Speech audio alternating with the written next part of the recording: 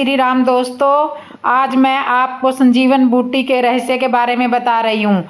दोस्तों, किसी राम भक्त ने क्या खूब कहा है, राम नाम की औषधि खरी नीत से जो खाए, अंग पीड़ा हुए नहीं और महारोग से बच जाए।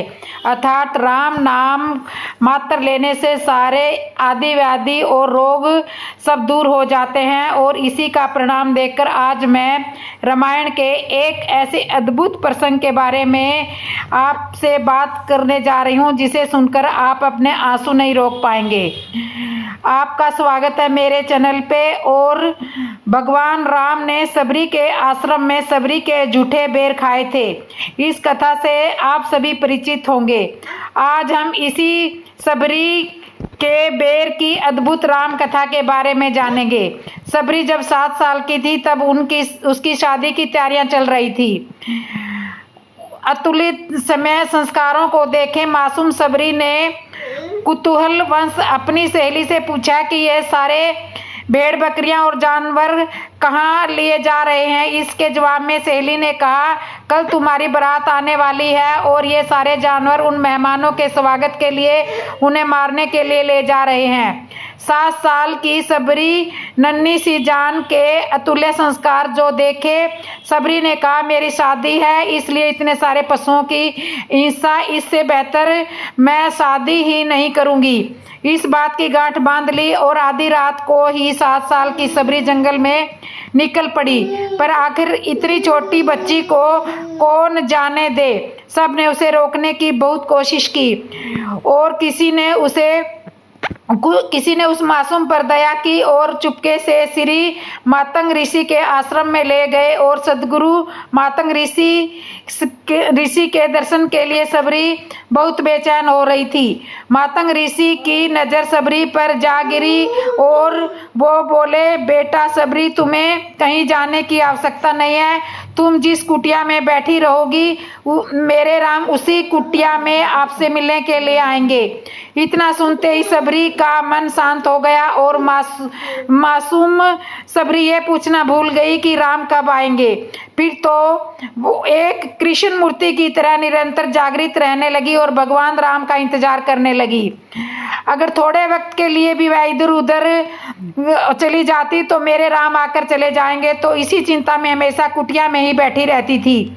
ऐसे में भगवान राम और लक्ष्मण जी जंगल में धीरे धीरे चलते आ रहे हैं। तभी लक्ष्मण जी ने श्री राम जी से एक सवाल किया, बड़े भैया, हम किस दिशा में जा रहे हैं और हम कहाँ जा रहे हैं। यहाँ पर एक भी पंछी की आवाज नहीं आ रही है और ना पेड़ पौधों की पत्तियां हिल रही है, ना कोई आवाज है, ना कोई जंगल में वृंग जगह है, पूरा बियाबान जंगल है। तभी श्री राम ने कहा कि अभी आगे थोड़ी ही दूर चलने पर सबरी की कुटिया आएगी। 7 साल की थी सबरी तभी नन्ही सबरी को सदगुरु ने कहा था कि तेरी कुटिया में राम खुद चल कर आएंगे। आज भगवान राम और लक्ष्मण जी जब यह चर्चा कर रहे थे उसे वक्त सबरी 70 साल की हो चुकी थी। तो मित्रों, 70 साल की सबरी की भक्ति की क्या ताकत रही होगी। जरा सोचिए कि खुद लक्ष्मण जी को भगवान राम से कहना पड़ा कि बड़े भाई, इन पेड़ों की पत्तियों से राम राम राम राम की आवाज आ रही है।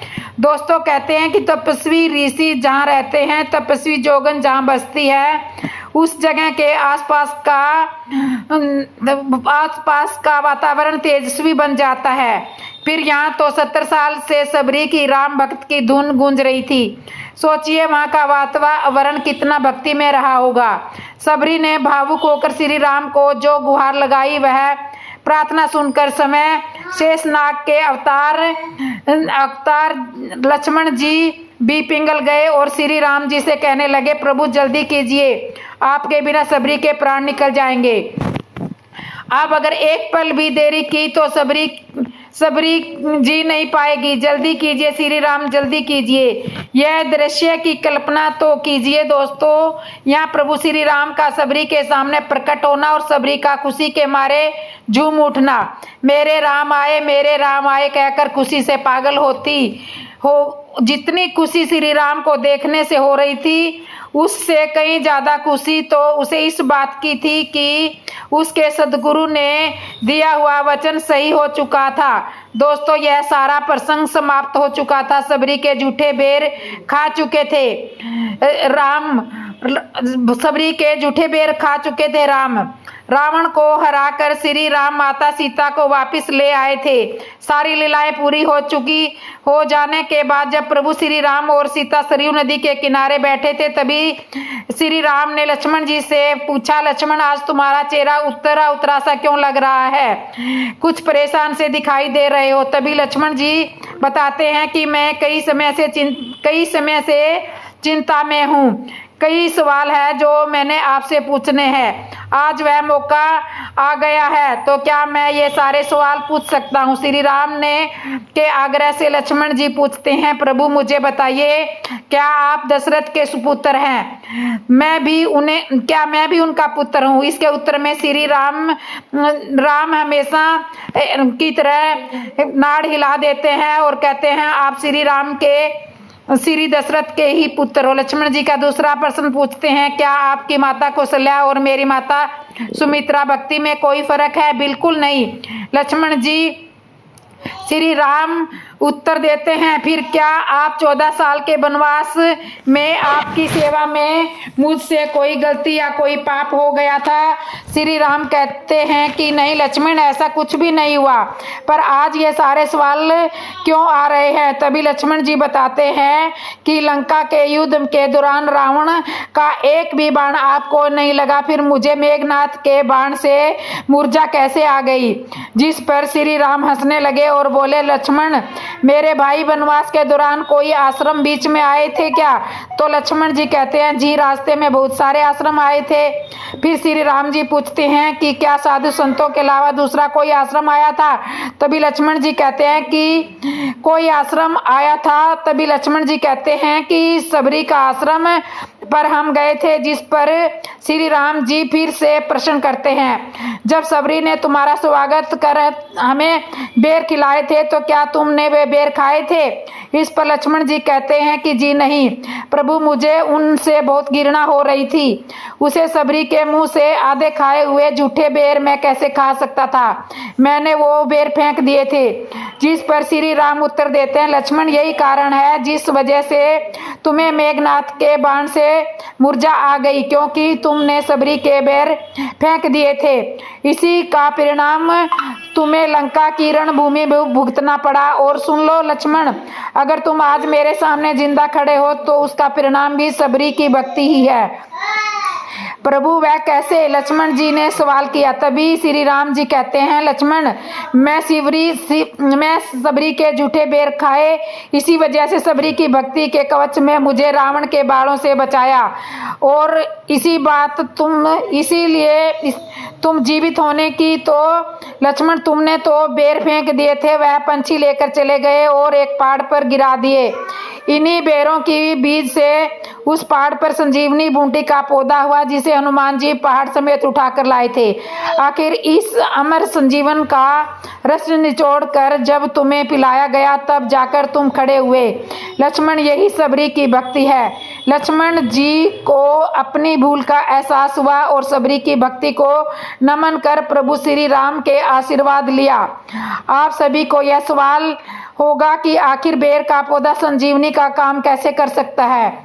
जिस तरह इंसानों में उत्क्रांति यानी इवोल्यूशन अभी भी जारी है, उसी प्रकार पेड़ पौधों की प्रजाति में भी इतने सालों में काफी बदलाव आए हैं। हमें यह समझना होगा कि रामायण काल में यानी त्रेता युग में सबरी के बेर का वर्णन इतना अच्छा हो सकता है। वह आज मिलने वाले बेरों में न होकर एक अलग ही प्रकार का फल हो गया। फिर जैसा हो या फिर कोई जैसा हो, बेर जैसा हो या फिर कोई और हो, इसमें बेर जैसे फल आते हों। जिसके पत्ते और जड़ों में औषधि गुण हो। मित्रों, आज भी पहाड़ों में ऐसे कई महत्वपूर्ण औषधि पौधे मौजूद हैं, पर पूरी जानकारी न होने के कारण हम उन्हें अनदेखा कर देते हैं। आशा करते हैं यह राम लक्ष्मण संवाद आपको पसंद आया होगा। दोस्तों, इस तरह से सबरी के बेर लक्ष्मण के लिए संजीवन बूटी बन गई। जब लक्ष्मण जी को शक्ति लगी थी, तब लंका से वैद्य सुषेण ने हनुमान जी को संजीवन बूटी लाने का पता जरूर बताया था, लेकिन हनुमान जी वहां पहुंचने के बाद यह समझ में नहीं पाए कि संजीवन बूटी कौन सी है। यही कारण है कि वे पूरा पहाड़ लेकर लंका पहुंच गए थे। सुषेण ने 4 बूटियों को बेहद महत्वपूर्ण बताया था। इन चारों बूटियों में मृत संजीवनी, विशाल्याकरणी, श्रवणकरणी और संगाधि बूटियां शामिल थी। यह सभी हिमालय में ही मिलती थी। रामायण में जब लक्ष्मण इंद्रजीत के बाण से मूर्छित हुए थे, तब हनुमान जी ने हिमालय की गोद से संजीवन बूटी ले गए थे और इसके बाद लक्ष्मण जी के प्राण बच गए। समय समय पर इस संजीवनी बूटी की चर्चा होती है। दावा यह भी किया जाता है कि आज भी यह संजीवन बूटी हिमालय की कई पहाड़ियों पर मौजूद है। कुछ दिनों पहले ही उत्तराखंड अन्य विभाग की अनुसंधान इकाई की ओर से यह दावा किया गया था कि द्रोणागिरी पहाड़ियों में रामायण के पौराणिक पौधे संजीवनी बूटी की ही तरह कुछ जड़ी बूटियां मिले हैं। इसके बाद में उन जड़ी बूटियों पर खोज लगातार जारी है। माना जाता है कि इन बूटियों में अद्भुत उपचार के गुण है। कहा जाता है कि हनुमान जी संजीवन बूटी को लाने के लिए द्रोणागिरी ही ले आए थे। द्रोणागिरी फिलहाल उत्तराखंड में स्थित है और इसे पर्यटन के हिसाब से लगातार बढ़ावा दिया जा रहा है। द्रोणाचारी जोशीमठ से लगभग 15 किलोमीटर की दूरी पर है। द्रोणागिरी पर्वत के उस पार तिब्बत है। यही कारण है कि इसमें भारत का आखिरी जोड़ भी माना जाता है। आज हम आपको इस संजीवन बूटी के रहस्य के बारे में बताने जा रहे हैं। बताया जाता है कि शुक्राचार्य ने भगवान शिव से अमर होने का वरदान मांगा था, लेकिन भगवान शिव ने इसे असंभव करार कर दिया था। हालांकि उन्होंने शुक्राचार्य को संजीवन विद्या के बारे में बताया था। शुक्राचार्य उस विद्या का इस्तेमाल करके युद्ध में मारे गए दैत्यों को फिर से जीवित कर देते थे। संजीवनी के बारे में कहा जाता है कि कोई भी व्यक्ति जो मृत्यु शैया पर है, उसे यह स्वस्थ कर देती है। संजीवनी चमत्कारी पौधा है जो कि हिमालय की गोद में ही प्राप्त होती है। लंका से वैद्य सुषेण ने हनुमान जी को संजीवन बूटी का पता जरूर बताया था, लेकिन हनुमान जी वहां पहुंचने के बाद ये समझ नहीं पाए थे कि संजीवन बूटी कौन सी है। इस कारण से वो पहाड़ ही उठा लेकर आए थे। माना जाता है कि हिमालय की गोदियों में ऐसी बूटियां मिलती है जो कि स्वास्थ्य वर्धक में लाभदायक साबित होती है। इसी के अलावा संजीवन भी चिकित्सा के लिए बेहद उपयोगी साबित हो सकती है। संजीवनी का वैज्ञानिक नाम सेलाजिनिया ब्राह्मपट्सिस है। माना जाता है कि इसकी उत्पत्ति लगभग 30 अरब वर्ष पहले कार्बोनिफर युग में हुई थी। दावा किया जाता है कि यह संजीवनी मुरझाकर पपड़ी जैसी हो जाती है। इसके बावजूद भी वह जीवित रहती है और थोड़ी सी भी नमी मिलने के बाद खिल जाती है। संजीवनी पत्थरों या शुष्क सतह पर भी उग सकती है। यह पौधा एक विशाल औषधि के रूप में काम करता है जो हमारे प्रतिरक्षा तंत्र को भी रेगुलेट करता है। आयुर्वेदिक में इसके औषधि लाभों के बारे में वर्णन है। आज भी वैज्ञानिक संजीवनी का सही तरीके से पता नहीं लगा पाते। इसका कारण यह है कि जंगलों में ऐसे अनेक पौधे हैं जो कि एक ही समान के दिखाई देते हैं। संजीवनी की लंबाई जगह सतह पर ज़्यादा फैलती है। इसके अलावा संजीवनी बूटी हार्ट अटैक, डिलीवरी के समय भी बहुत काम आती है। दावा किया जाता है कि संजीवनी बूटी श्रीलंका में ही मिलती है। इसका सबसे बड़ा कारण यह है कि हनुमान जी पहाड़ को उठाकर लंका पहुंचे थे। उसका एक टुकड़ा रीतिगाला से भी गिरा था। रीतिगाला में आज भी ऐसी जड़ी बूटियां होती है, लेकिन संजीवनी से बेहद अलग है। तो इस तरह से संजीवन बूटी की उत्पत्ति हुई थी और जिससे श्री लक्ष्मण जी के प्राण बचाए जा सके थे। ये है लक्ष्मण को जीवित करने वाली उस रहस्यमयी संजीवनी बूटी का सच। रामायण की कथा कहती है कि मूर्छित लक्ष्मण को जीवित करने के लिए हिमालय की कंदराओं से हनुमान संजीवन बूटी लेकर आए थे। त्रेता युग में यह कहानी आज सुनने में अविश्वसनीय सी लगती है।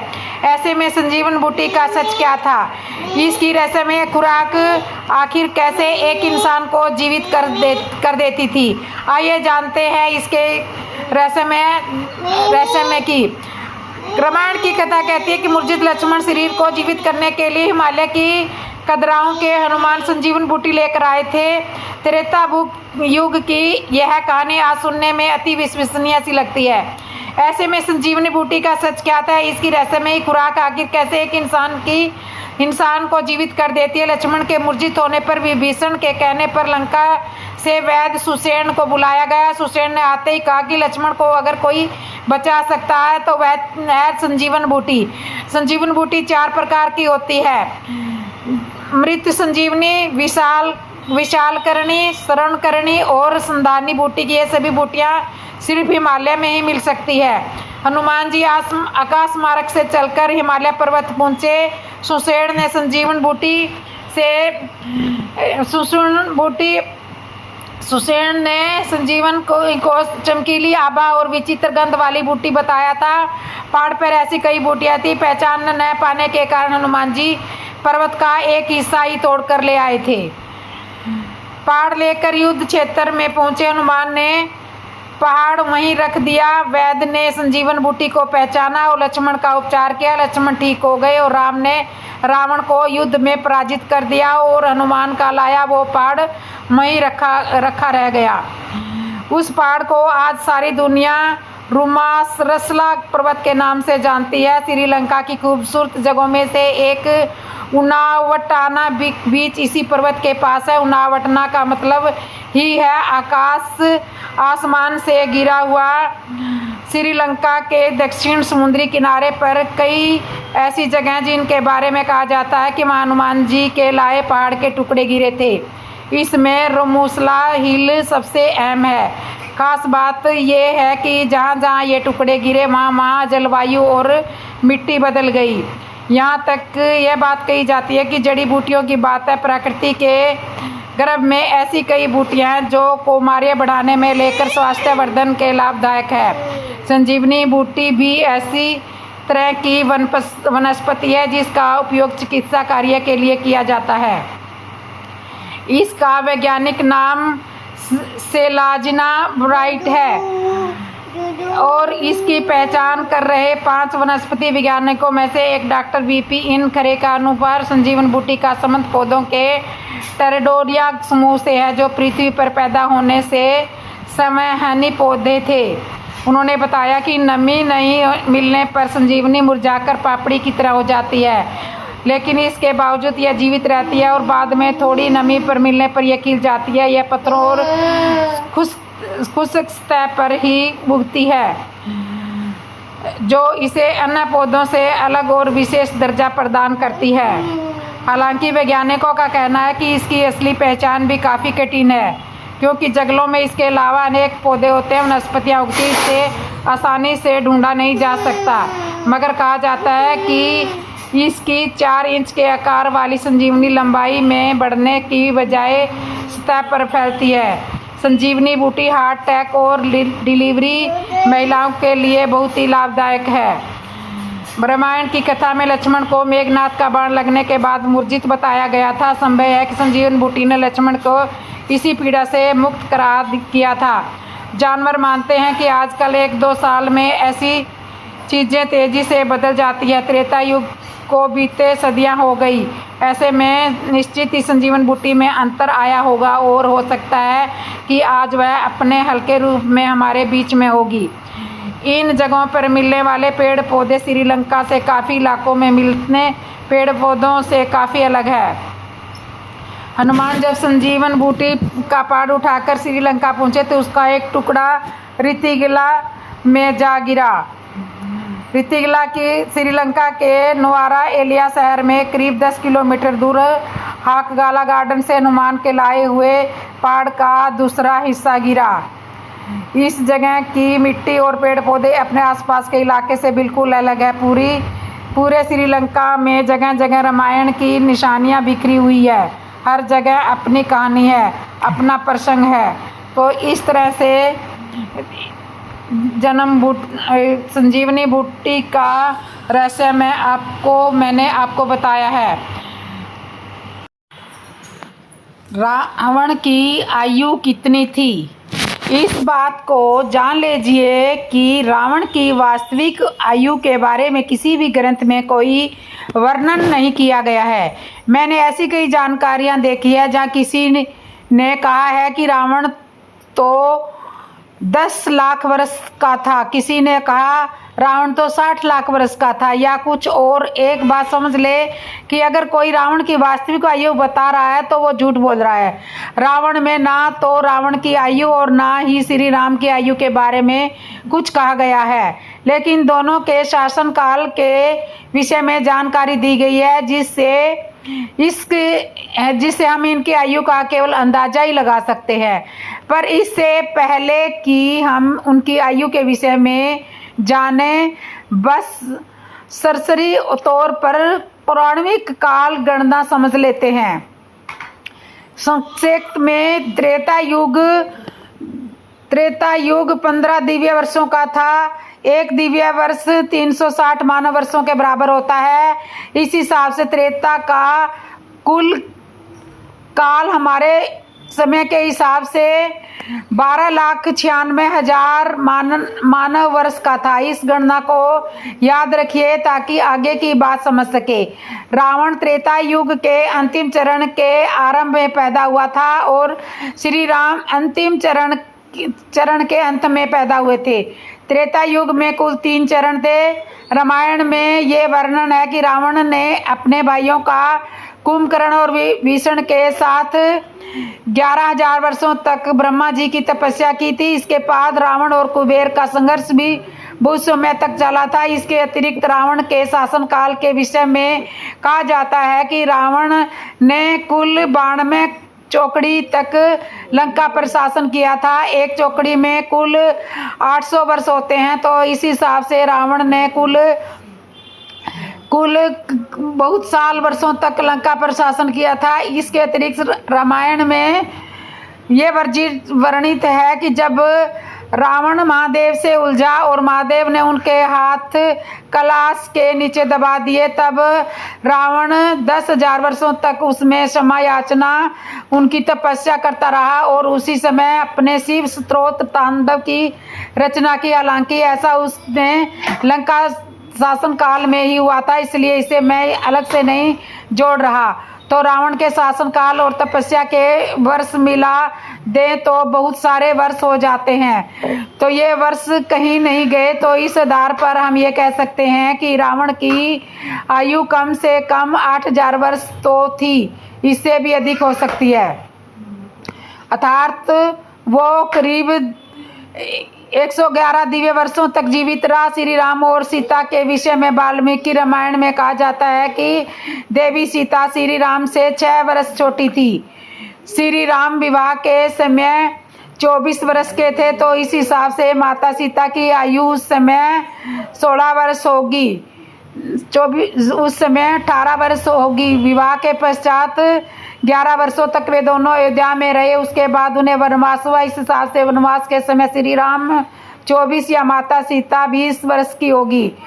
इसके बाद 14 वर्षों तक वे वन में रहे और वनवास के अंतिम मास में श्री राम ने रावण का वध किया। अर्थात 41 वर्ष की आयु में श्री राम ने 8,000 वर्ष के रावण का वध किया। उसके बाद श्री राम ने 11,000 वर्षों तक अयोध्या पर राज्य किया। तो उनकी आयु हम तकरीबन 11,100 वर्ष अर्थात लगभग 30 दिव्य वर्ष के आसपास लगा सकते हैं। इस गणना के हिसाब से रावण के अतिरिक्त कुंभकर्ण, मेघनाथ, मंदोदरी इत्यादि की भी आयु बहुत होगी। विभीषण तो चिरंजीवी है, तो आज भी जीवित होंगे। जामवंत तो सत्य युग के व्यक्ति थे जो द्वापर के अंत तक जीवित रहे, तो उनकी आयु का केवल अनुमान ही लगा सकते हैं। महावीर हनुमान रावण से आयु में छोटे और श्री राम से आयु में बहुत बड़े थे। वे भी चिरंजीवी है तो आज भी जीवित होंगे। भगवान परशुराम भी रावण से बहुत आयु में छोटे थे और हनुमान जी से बड़े थे तो वे भी आयु में काफ़ी बड़े हैं। तो इनसे इनकी आयु का पता लगाया जा सकता है। जैसे रावण की सभा में अंगद ने अपने पूंछ का आसन बनाया। तो सुनिए आज की कथा में, जब सिपाही के रूप में रावण के पास संदेश लेकर अंगद जी को भेजा गया, रावण का छोटा बेटा राह में ही खेलते हुए अंगद जी को मिल गया। बात में दोनों में बात बढ़ गई और झगड़ा हो गया। रावण के बेटे ने अंगद जी पर लात उठाई किंतु मार नहीं पाया। अंगद जी ने उसकी लात को पकड़कर उसे भूमि पर दे मारा। भूमि पर गिरते ही वह परलोक सिधार गया। भूमि पर गिरते ही परलोक सिधार गया। राक्षसों ने देखा यह तो बहुत भारी युद्ध है, डर के मारे चिल्ला भी नहीं पा रहे थे। सब भागे। सब कहने लगे यही बंदर फिर आ गया जिसने लंका को जलाया था। कोई दूसरा बंदर है। कोई कह रहा है यह वह बंदर नहीं है, यह तो दूसरा बंदर है।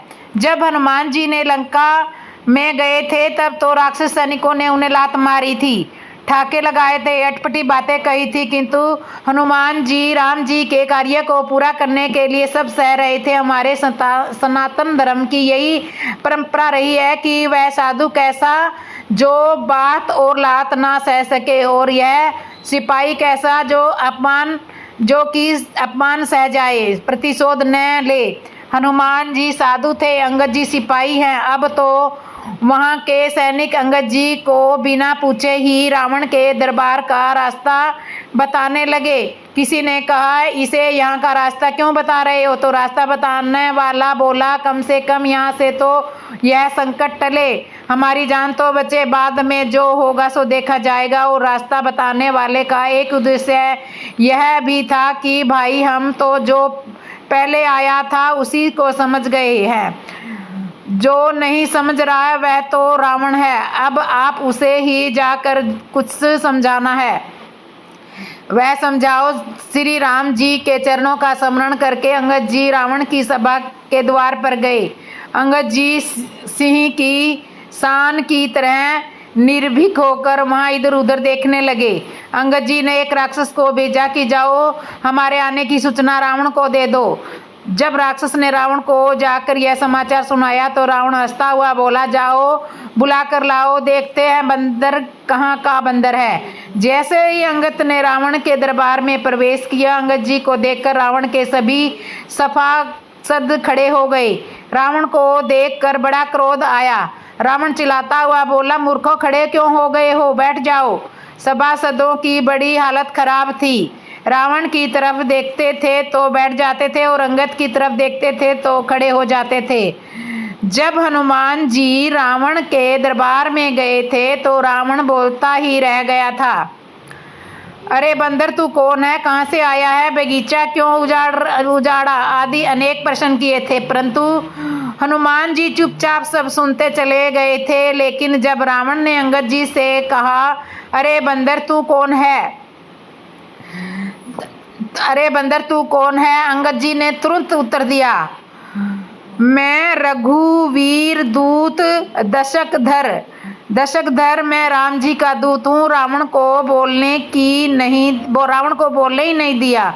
अंगद जी ने कहा रे मूर्ख, जब तू किसी दूत का सम्मान करना नहीं जानता तो मैं तेरा सम्मान क्यों करूं? मैं तुम्हारे समझाने तेरे भले के लिए राम जी का संदेश लेकर दूत बनकर तेरे दरबार में आया। तुझे चाहिए था कि मुझे सम्मान पूर्वक बैठने का आसन देता, किंतु तू अब वहाँ अभिमान के वश होकर सब कुछ भूला हुआ है। चलो मैं अपना आसन समय तैयार कर देता हूँ। ऐसा कहकर अंगद जी ने अपनी पूंछ को बढ़ाकर इसका आसन बना दिया और सबसे ऊंचे आसन पर जाकर अंगद जी बैठ गए। रावण ने तो रावण के सभासदों के इस आश्चर्य को देखा। सब दंग रह गए। रावण की सभा में अंगद जी अपनी पूंछ का आसन बनाकर सबसे ऊंचे स्थान पर बैठ गए और रावण से कहा, हे दस ग्रीव मेरे पिता और तुम में मित्रता थी, इसलिए तुम्हारे भले के लिए मैं यहाँ राम जी का संदेश लेकर आया हूँ। तुम्हारा उत्तम कुल है, पुलस्त्य ऋषि के तुम पुत्र हो।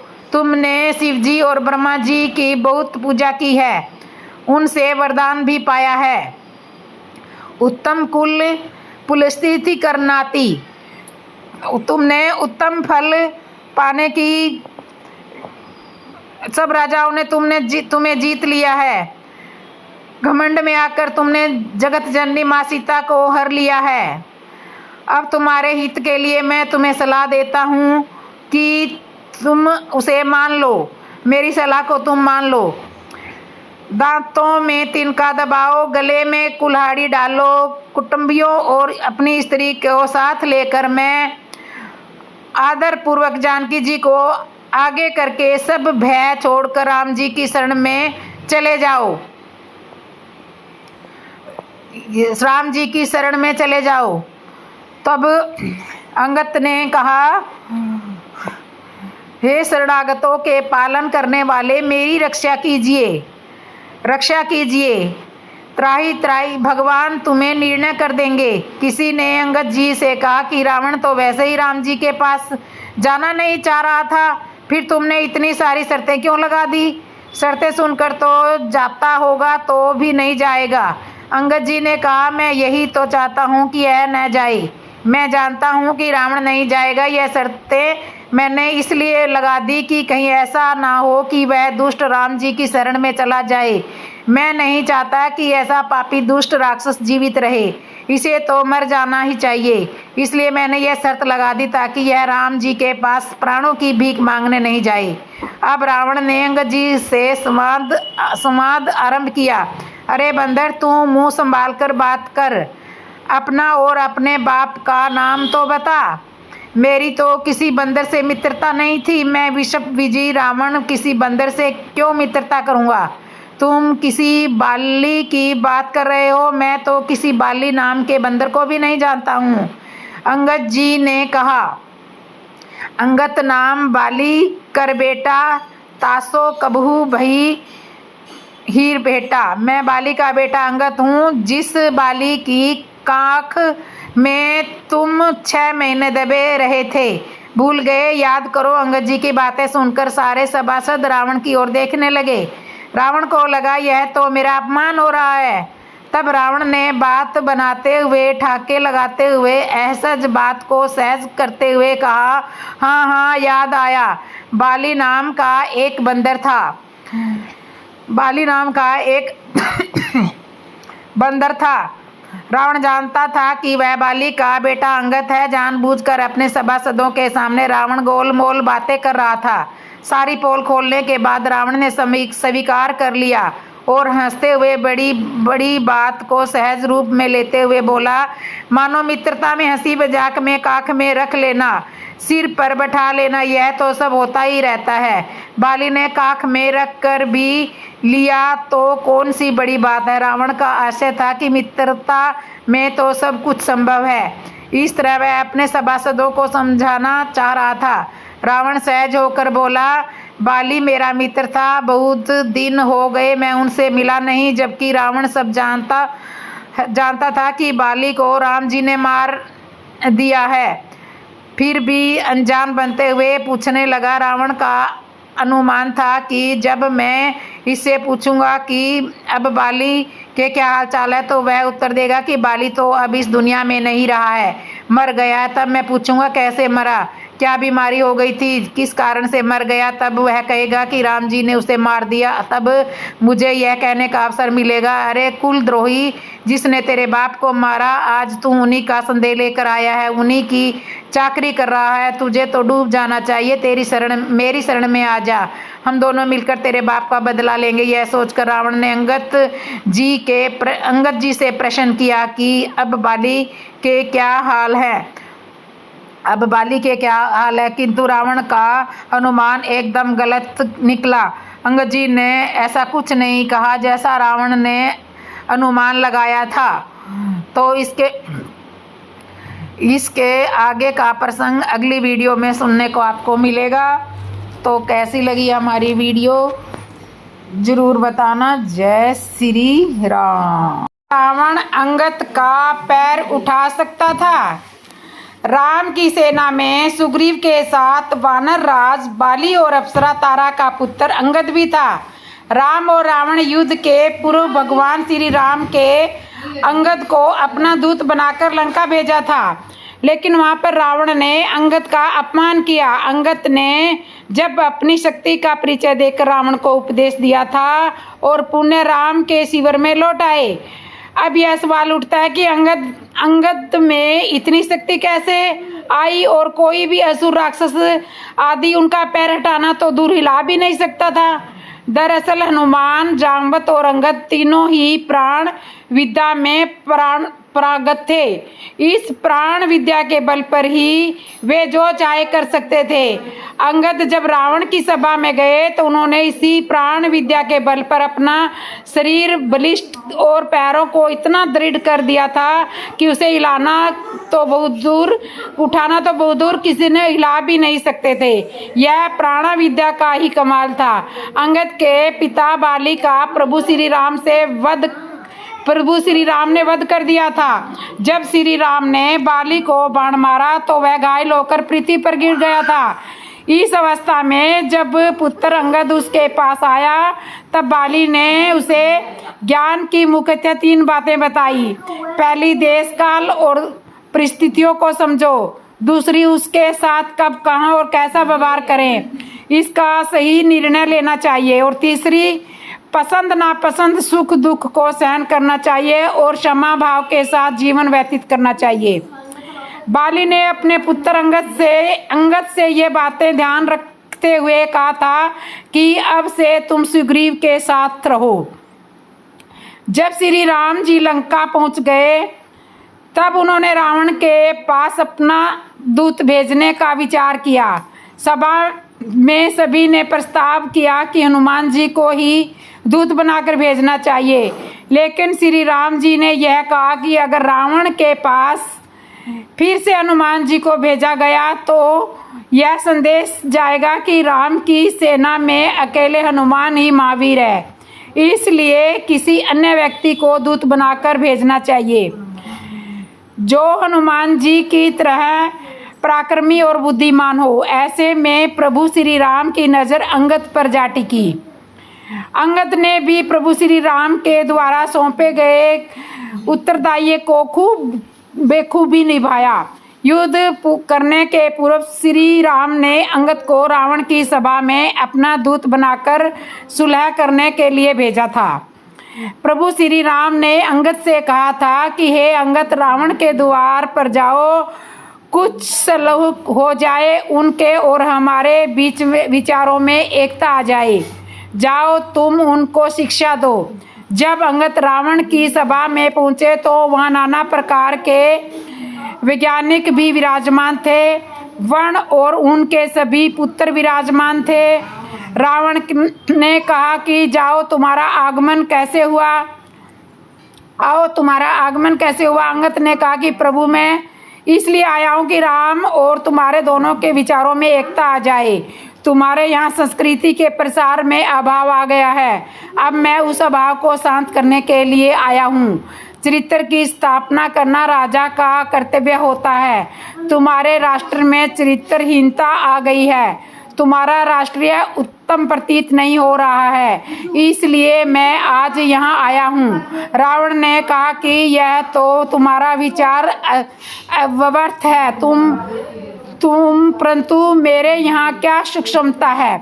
अब अंगद बोले, तुम्हारे यहाँ चरित्र की सूक्ष्मता है। राजा के राष्ट्र में जब चरित्र नहीं होता तो संस्कृति का विनाश हो जाता है। संस्कृति का विनाश नहीं होना चाहिए, संस्कृति का उत्थान होना चाहिए। संस्कृति यही कहती है कि मानव के आचार व्यवहार को सुंदर बनाया जाए, महत्ता में लाया जाए, एक दूसरे की पुत्री की रक्षा होनी चाहिए। वह राजा के राष्ट्रीय के पद्धति कहलाती है। रावण ने पूछा, क्या मेरे राष्ट्र में विज्ञान नहीं है? अंगद बोले कि हे रावण, तुम्हारे राष्ट्र में विज्ञान है, परंतु विज्ञान का क्या बनता है जब एक मंगल की यात्रा कर रहा है, परंतु मंगल की यात्रा का क्या बनेगा जब तुम्हारे राष्ट्र में अग्निकांड हो रहे हैं। हे रावण, तुम सूर्य मंडल की यात्रा कर रहे हो, उस सूर्य की यात्रा करने से क्या बनेगा जब तुम्हारे राष्ट्र में एक कन्या का जीवन सुरक्षित नहीं है। तुम्हारे राष्ट्र का क्या बनेगा।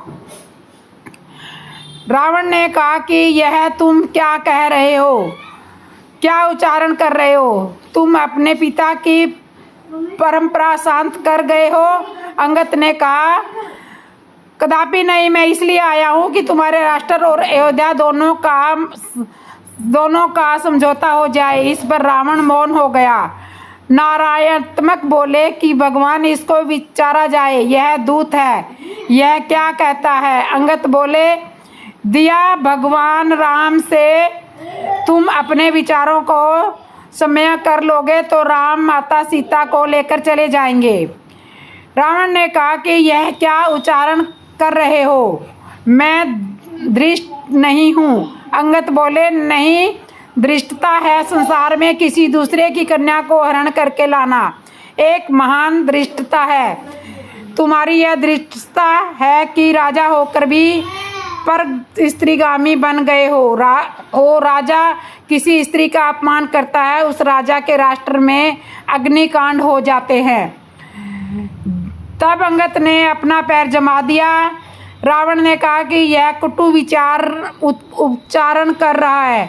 अंगद ने कहा कि मैं तुम्हें प्राण की एक क्रिया निश्चित कर रहा हूँ। यदि चरित्र की उज्ज्वलता है तो मेरा यह पग, इस पग को यदि कोई एक क्षण में भी अपने स्थान से दूर कर देगा तो मैं उस समय में माता सीता को त्याग करके राम को अयोध्या ले जाऊंगा।